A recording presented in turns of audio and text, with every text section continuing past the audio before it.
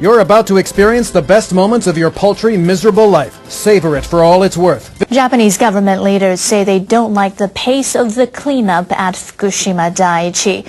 So they've launched a panel to speed up the decommissioning of reactors at the nuclear plant.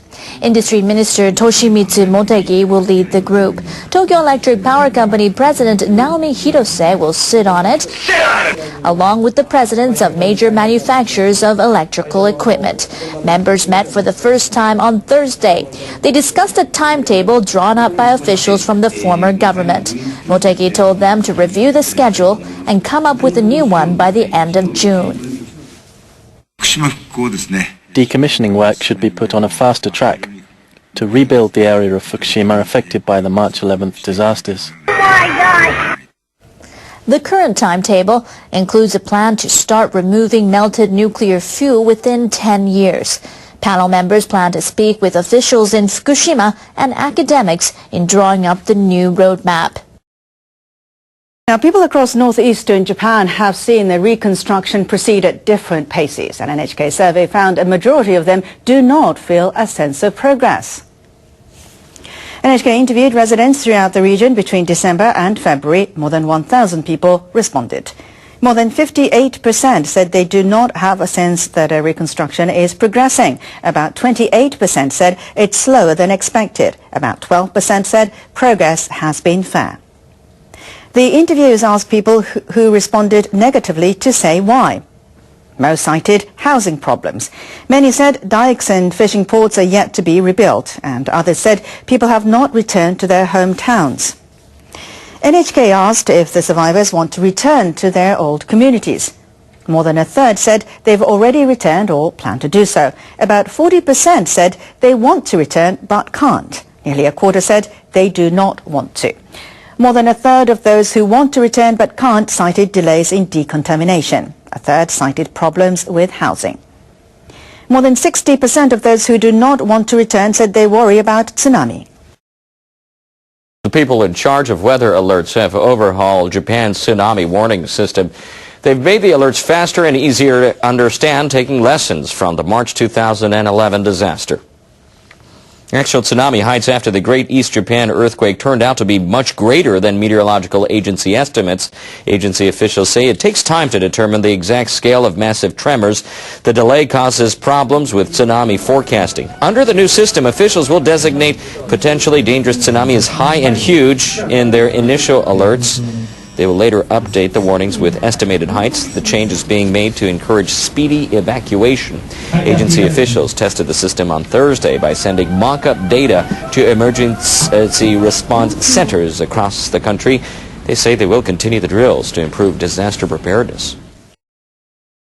Well, it looks like Japan has become a bit more appealing to tourists despite the March 2011 disaster. That's according to a study of global tourism by researchers at the World Economic Forum in Switzerland. I mean, if we can't trust people not to lie to us, what are we doing here? European nations dominate the top of the list, with Switzerland ranked first. The researchers ranked 140 countries and territories, and this is on their resources for tourists. Criteria do include things like safety and public transportation, as well as architecture and the natural environment. Singapore came in 10th place. In fact, it was the only Asian country to rank in the top 10. Japan ranked 14th, and that is up 8 spots from the previous survey 2 years ago. The researchers did praise Japan for its well-organized rail network and UNESCO World Heritage sites.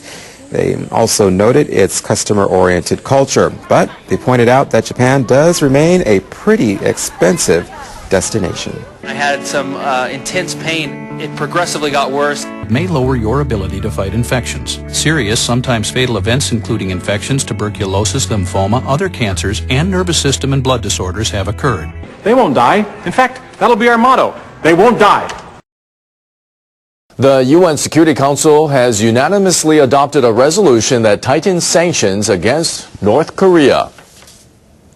The 6,932nd meeting of the Security Council is called to order.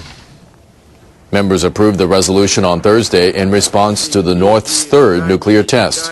The resolution obliges UN member countries to deport any North Korean national who violates existing Security Council resolutions. Governments will also be required to stop the transfer of funds believed to be linked to North Korea's nuclear or missile programs. Now, North Korean leaders have ramped up their anti-U.S. stance with a new threat to launch a nuclear attack on Washington. The Wednesday edition of the ruling party newspaper Rodong Sinmun carried the statement saying the North will scrap the Korean War armistice. The article said the North, with its varied and precise means of nuclear attack, will turn not only Seoul but also Washington into a sea of fire if the United States brandishes nuclear weapons.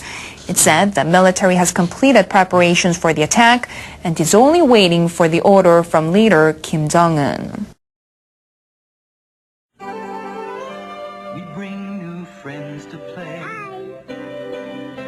Show how much you care. I wrote this just for you. We make you smile, gee. We bring good things to live in.